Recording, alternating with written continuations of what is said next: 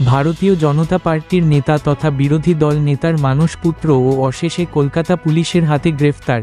বিধান ভবনে ভাঙচুর ও নানা অভিযোগে অভিযুক্ত এই বাহুবলী এই নেতা রাজ্যের বিরোধী দলনেতা বাঙালি আবেগকে বিসর্জন দিয়ে বহিরাগত রাকেশ সিং এর জন্য আইনি লড়াই এই ময়দানে নেমে পড়েছেন। এর মাঝেই কলকাতা উত্তরে জেলা কমিটি প্রায় বাঙালি শূন্য হয়ে পড়ায় গোষ্ঠী দ্বন্দ্বে জড়িয়ে পড়েছে। এই পরিস্থিতির মধ্যে আবার বঙ্গ বিজেপি প্রমাণ করল তারা বাঙালি বিরোধী।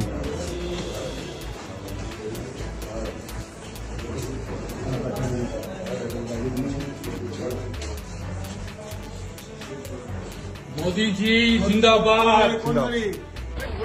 कलकत्ता पुलिस होशियार, कलकत्ता पुलिस होशियार।